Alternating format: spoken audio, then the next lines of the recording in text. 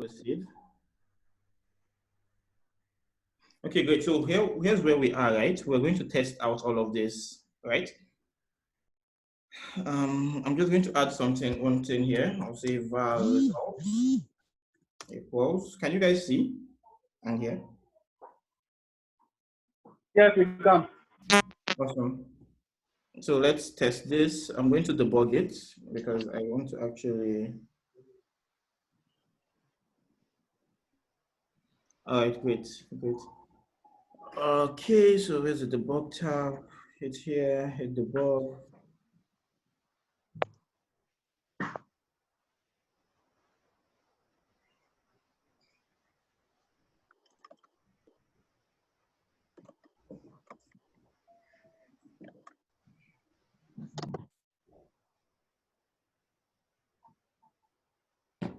Come on.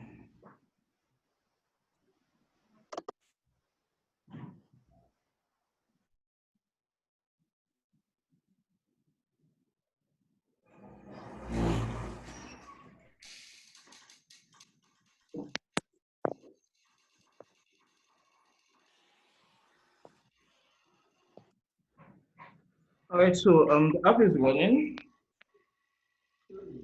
I'm going to go to /account.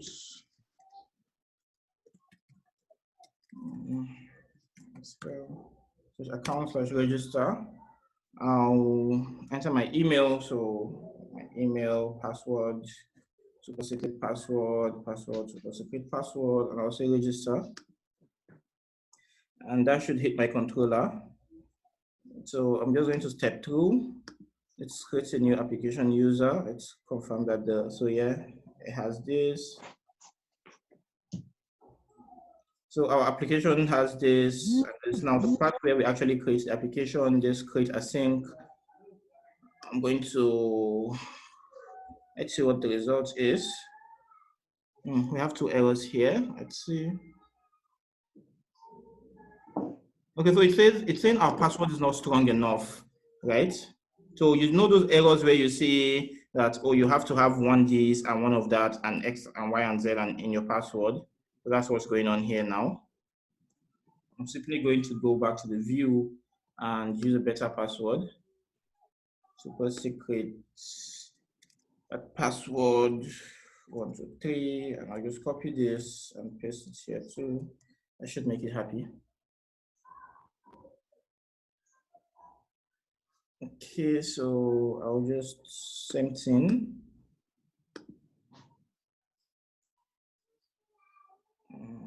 Come on. Oh wow, there's an error somewhere.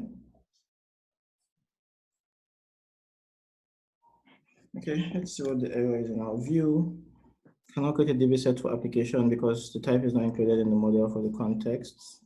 Are you serious?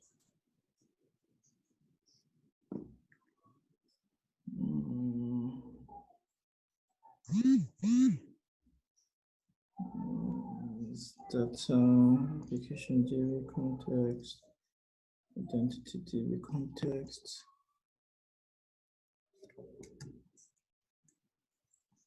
I'll just add something here. Application user.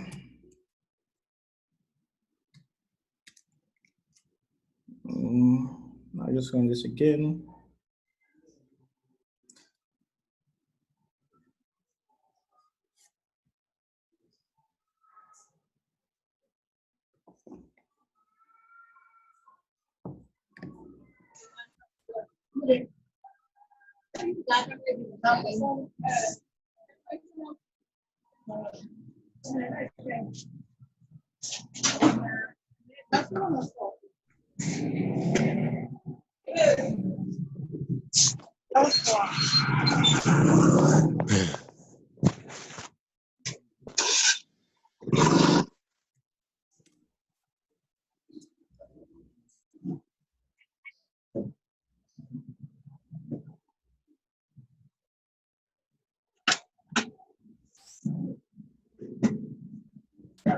So, okay, I have this, and then I'll just paste in the same password, And let's test this again. I forgot a bit of code in the former example, so this works now.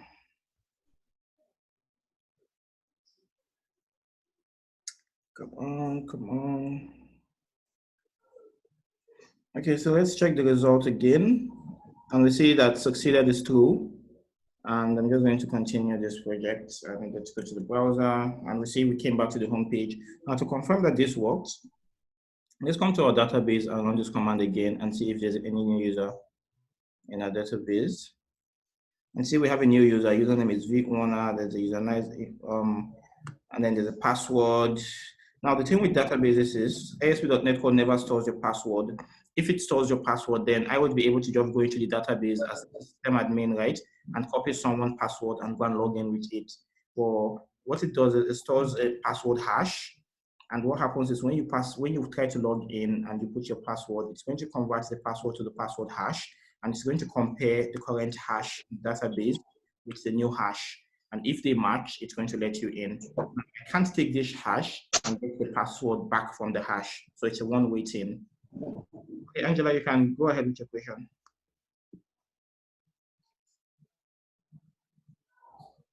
Hi, Angela. Please, how did you come about the hash thing?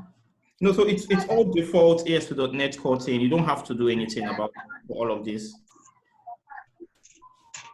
You understand? Oh, wait. You mean that when you created the database table and you put password there, automatically it knows that for that column it needs to be hashed? Yes, automatically. So that's when you configure the entity. So that is what all this configuration we did, and that's what it does.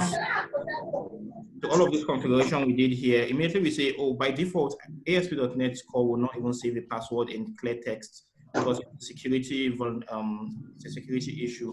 So immediately you try to save a password, it's going to convert it to a hash and save the hash instead. Okay. Sorry, before you continue with the sign up page now that the front end guys have created with just HTML and CSS, right? You know, it has input fields now. Yeah, does anyone have a link to maybe a repo with front end page to just give to me? So I'll just change this very quickly.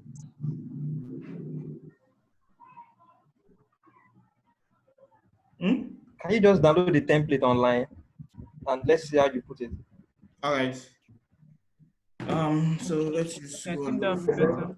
okay, let's look for you can use that template you downloaded while you were introducing us to the class. That's a lot. It's going to take a lot of time to configure and set up because I have to change the HTML, CSS, all of that. HTML. Find one.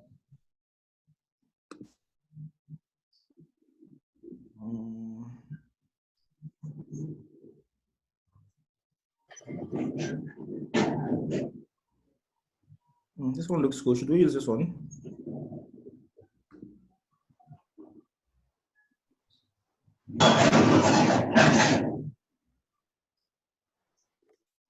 Does it have a create your account part? Or it's just loading?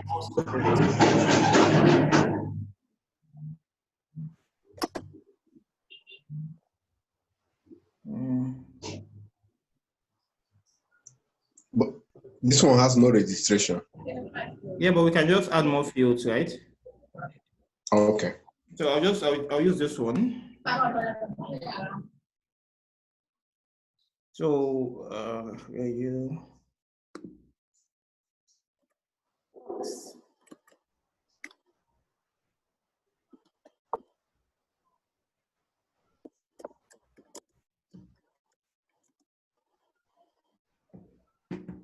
Okay, it's downloading now.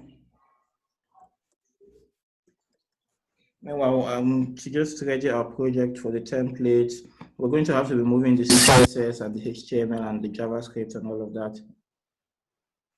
So the place to put them is in WW root. So this is where so when your front end people give you HTML and CSS and JS, this is kind of where you just put them in your WW root.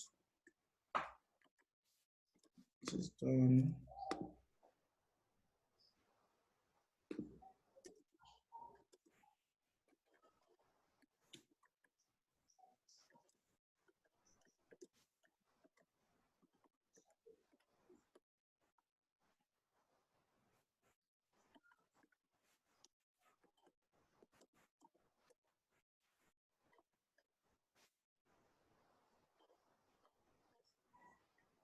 All right, I'm going to pick this folder from here and take it back one level. Here. Okay, so I have all of these files here, right? And these are the files I need to move into. I have a CSS font. I'll just copy all of this, right? And I'll move them into my project. I'll just replace what I already have in WW Root.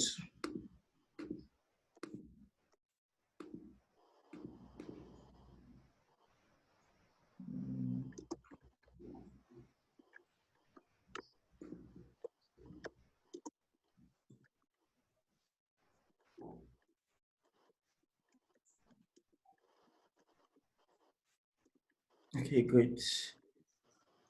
Okay, so I have this. Next step is to actually check this in the CSS.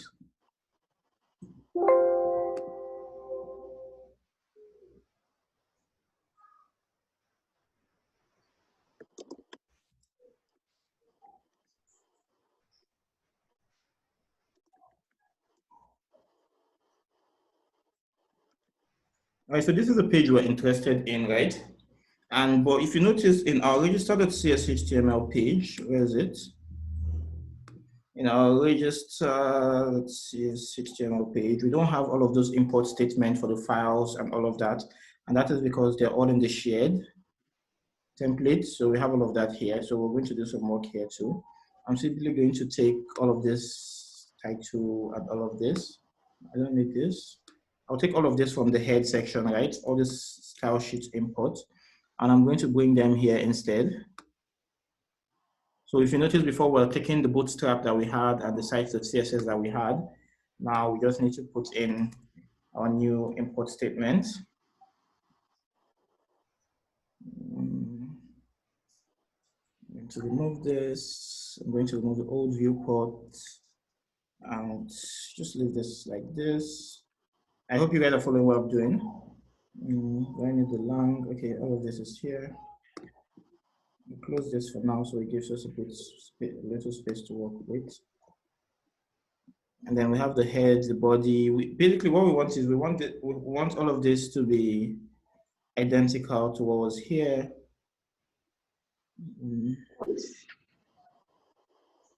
And then we need to know where does our form start, right? So for here we have a container login, we have a body.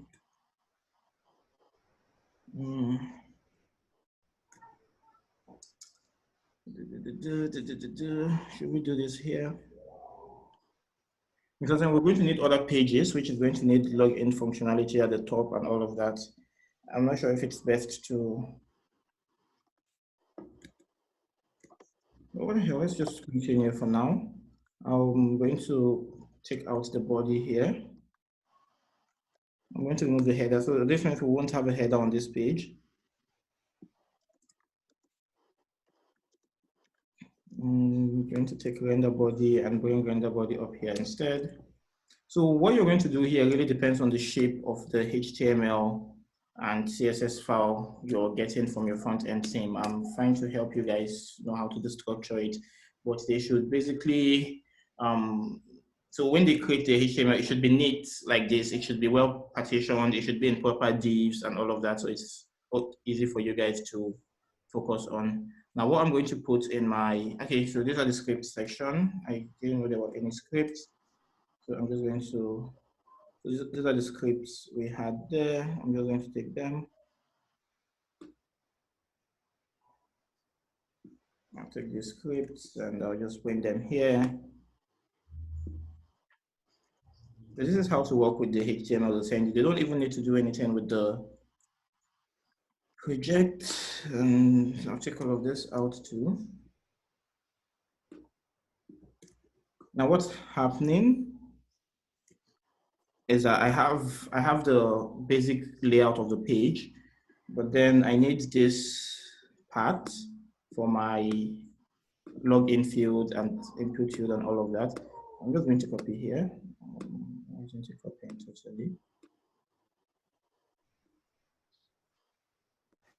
I'm going to take here, and this is the part that I put in my register.cshtml file, and I'll just show you. You just kind of just replace what you had there.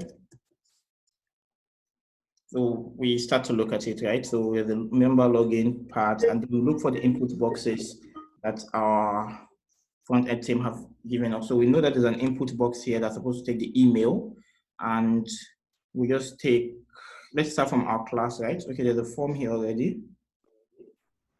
And for the form, we take our method and our action that's here, and we just add it to the form attributes here.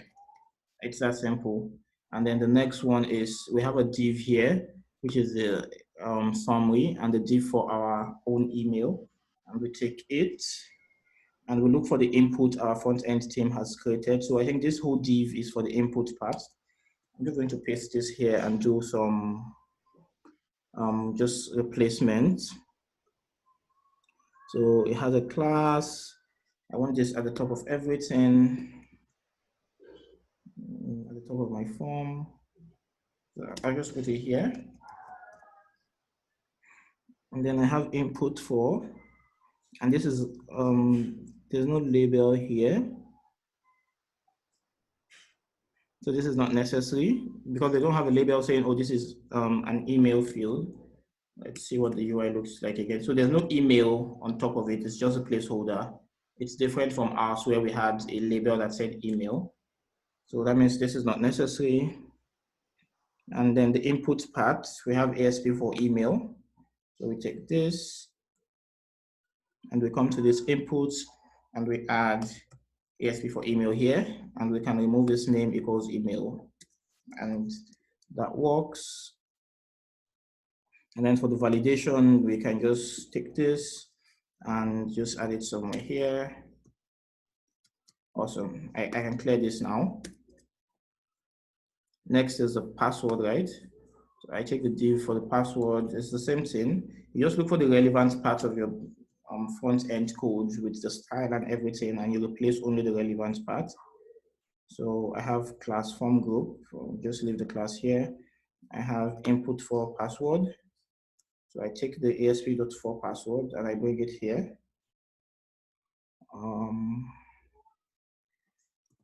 ASP for password. And then I can remove this name equals pass. I don't need it anymore. And then I need this validation so that if something wrong happens, I can see the errors. Awesome. And that's it with that. And then the confirm password part.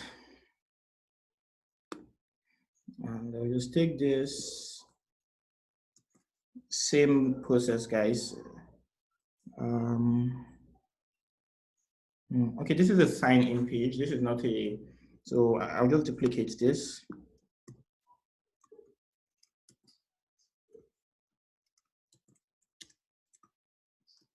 I'll just duplicate this, and then where's my, okay.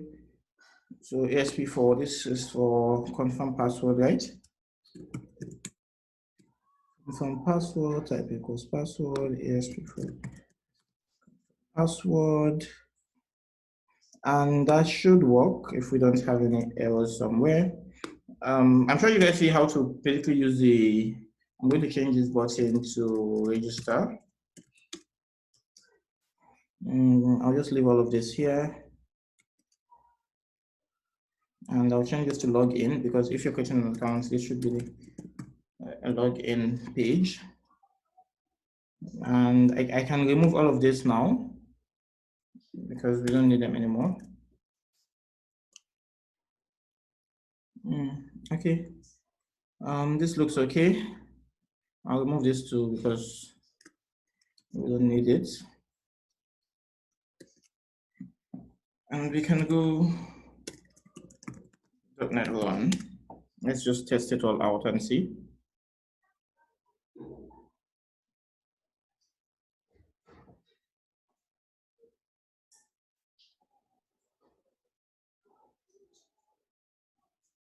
This is a nice animation. Is there anyone here doing front end too?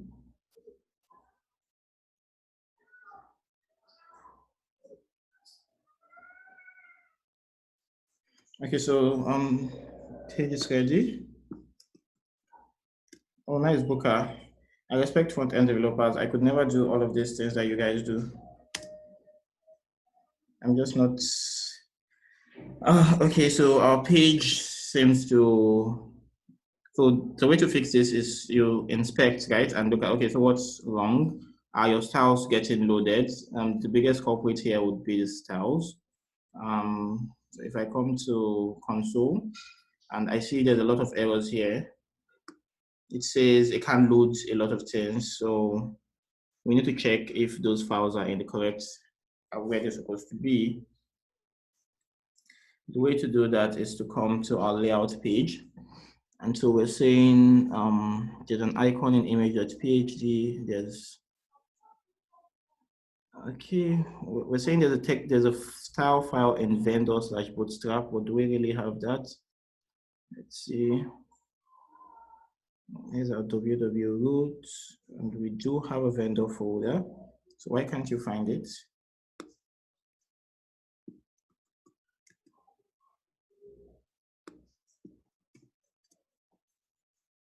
We can find it. So what's the problem? 404.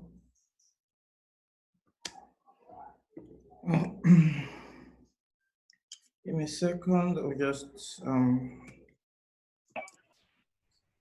I think there's supposed to be this S-like sign before the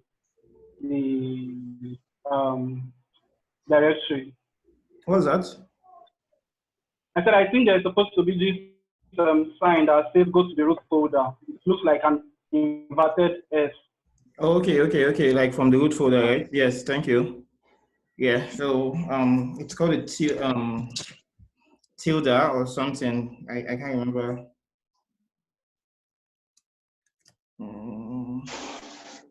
Thanks for pointing that out. But there's no font folder here. There is. Okay. Was that Booker? Gabriel. Oh, okay, Gabriel. Thanks. So this just routes to the style page. Okay.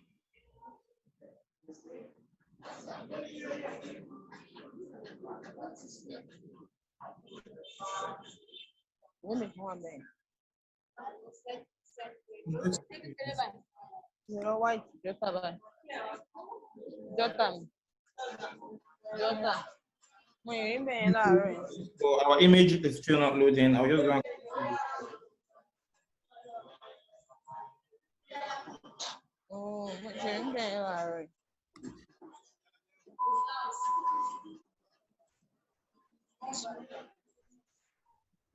yes.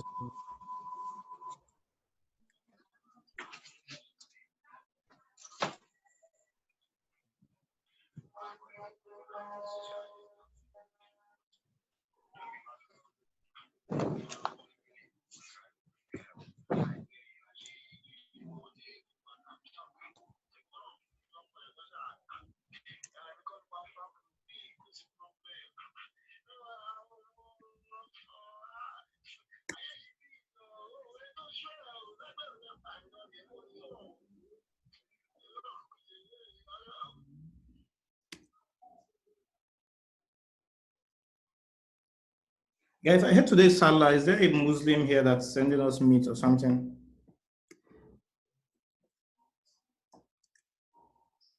What did you say? I said I heard today's Salah. Is there someone that's hooking us up with meat or something?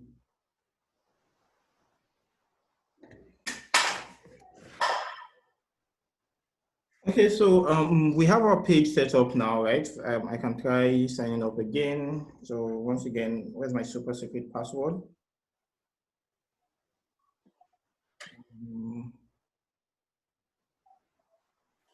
So I have my super secret password here. And my super secret password, okay, here. and I'll just say register. And it registered me and it took me to the home page, right? And it's even telling me, hey, do I want to save this password? So your browser even recognized that a user has been created. And if I come to the database and run this command again, you see what happens. I now have two. One is my Gmail and one is my Outlook. So that's how you use the styles that your front-end person is giving to you in your application. I hope that's clear. Yes. Okay, so what we're going to do, we're going to create a login. Yes, sir. We're going to create the login bit, right? Oh, the moon is not, why now? What's the moon waiting for? What can we do to make it faster? Okay, so, yeah, so entity framework and identity handles this. And now for the, let's just very quickly create the login part. Although I fear that this style page that we added, since it doesn't have, it might mess up our views a bit. So that's not what we're concentrating on here. So we just come to our controller, and the same accounts controller, we just create actions for our login, right? And so we go public I action results, login. This is the HTTP GET version. So this just returns the view, which is the login view.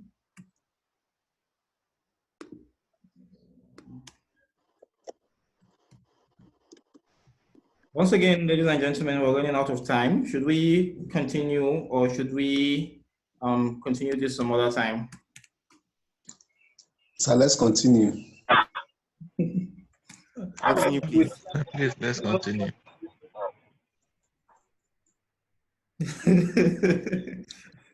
So the next one is, so this is going to be a HTTP post controller. And as before, we need to create a class to receive. I'm going to end this meeting now, and you guys know the drill. Immediately, I drop the call, you guys just rejoin and we can continue.